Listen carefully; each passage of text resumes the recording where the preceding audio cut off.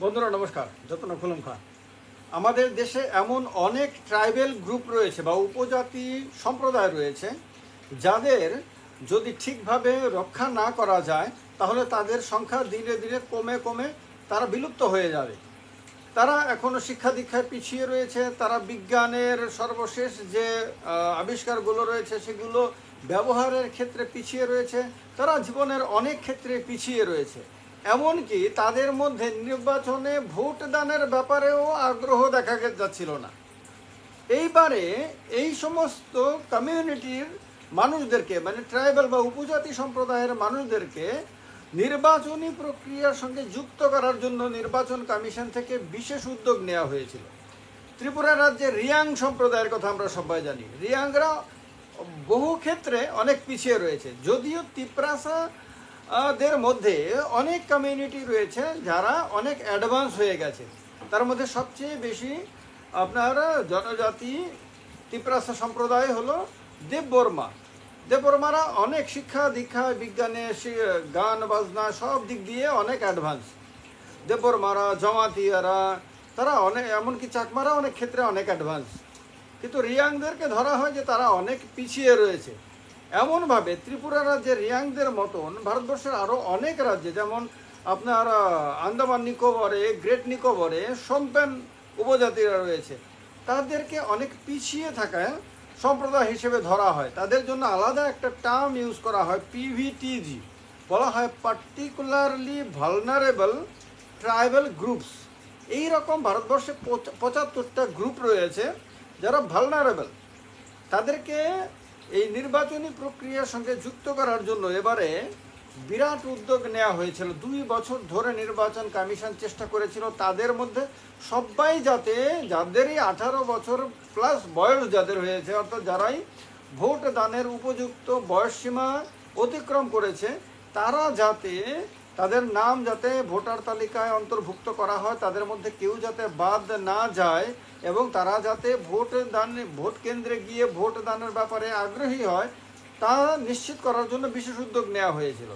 তো দেখা গেছে যে তাদের প্রায় সবারই এবার নাম নথিভুক্ত করা হয়েছে এবং নির্বাচনী কেন্দ্রে, ভোট কেন্দ্রে তাদেরকে আকৃষ্ট করার জন্য অনেক জায়গাতে নির্বাচনী কেন্দ্র, মানে পোলিং স্টেশনকে নানান রং বেরঙে সাজানো হয় যাতে এরা আকৃষ্ট হয় এবং নির্বাচনে অংশগ্রহণ করার ব্যাপারে তারা উদ্যোগী হয়।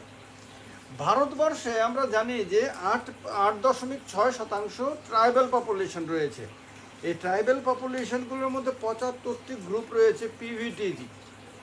এরা ত্রিপুরাতে রয়েছে, এরা ছত্তিশগড়ে রয়েছে, তামিলনাড়ুতে রয়েছে, তারপর গুজরাট, ঝাড়খণ্ড, বিহার, উড়িষ্যা, এই সমস্ত রাজ্যগুলিতে রয়েছে। তারা কর্ণাটক, তারপর কেরালা, মধ্যপ্রদেশ, এই রাজ্যগুলোতেও রয়েছে। এর মধ্যে অনেক নামের তাদের রয়েছে, যেমন মধ্যপ্রদেশে তারা বাইগা, ভারিয়া, সাহারিয়া এইসব নামে তারা পরিচিত। আবার কর্ণাটকে এদেরকে জেনুকুরুয়া, কোরাগা ইত্যাদি নামে তাদেরকে চেনা হয়, তাদের আলাদা আলাদা কমিউনিটিগুলোকে। কেরালাতে যেমন তারা চোলানাই কায়ান, তারপর কুরুম্বার, কাদার ইত্যাদি নামে তারা, এরকম ভারতবর্ষের বিভিন্ন রাজ্যে বিভিন্ন নামে তারা পরিচিত। তো ত্রিপুরা রাজ্যের যেমন রিয়াংরা এদের মধ্যে অন্যতম, এবং রিয়াংরা আপনার ধলাই জেলাতে, তারপর উত্তর জেলাতে, গোমতী জেলাতে, দক্ষিণ জেলাতে, এরকম বিভিন্ন জেলাতে বসবাস করে। তাদের মধ্যে আবার ব্রুরা রয়েছে। ব্রুদের মধ্যে অনেকে মিজোরাম থেকে এসেছে, এখানে রিসেটেলমেন্টের ব্যবস্থা করা হয়েছে রাজ্যের বিভিন্ন জায়গাতে। তাদেরকেও এখানে ভোট দানের অধিকার দেওয়া হয়েছে। তাদের রিয়াং শরণার্থী শিবিরগুলো, মানে ব্রু শরণার্থী শিবিরগুলোতে গিয়ে নির্বাচন কমিশন থেকে বিশেষ উদ্যোগ নিয়ে তাদের ভোট নেওয়ার প্রক্রিয়া হয়েছে। তো এরকমভাবে ত্রিপুরা রাজ্যেও এই প্রক্রিয়া দেখা গেছে এবং এতে অনেক সাকসেসফুল।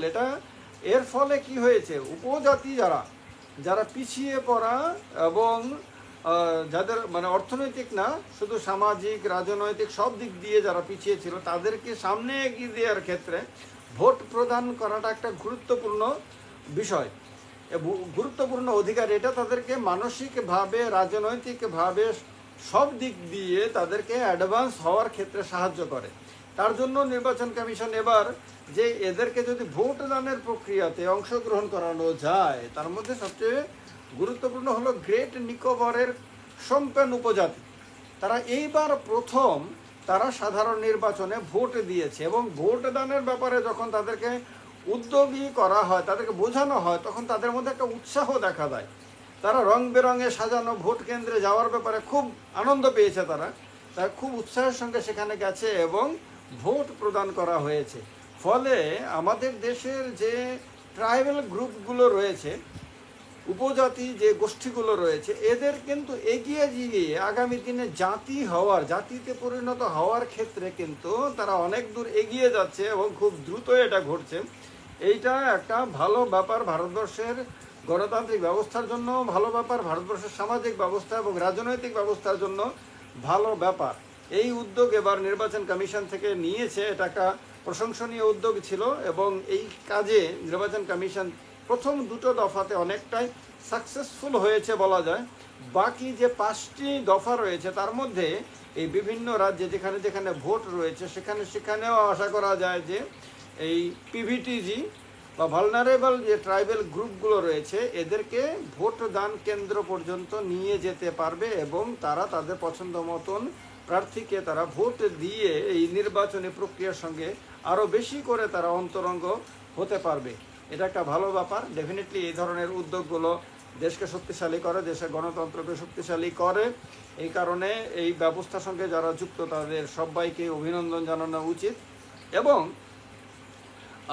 এই যে বিভিন্ন যে উপজাতি সম্প্রদায় সারা দেশে রয়েছে তাদেরকে ডেফিনেটলি গণতান্ত্রিক ব্যবস্থার সঙ্গে আরও বেশি করে যুক্ত হওয়ার ব্যাপারে উৎসাহিত করা উচিত। এই বিশেষ ধরনের এই তথ্যটি আপনাদের কেমন লাগলো কমেন্ট বক্সে কমেন্ট করে জানাবেন। আর ত্রিপুরাতে আরও পিভিটিজি কেউ রয়েছে কিনা সে ব্যাপারেও আপনাদের মতামত অবশ্যই জানাবেন। ভালো থাকবেন। ভিডিওটি ভালো লাগলে শেয়ার করবেন, লাইক করবেন, কমেন্ট করবেন। নমস্কার।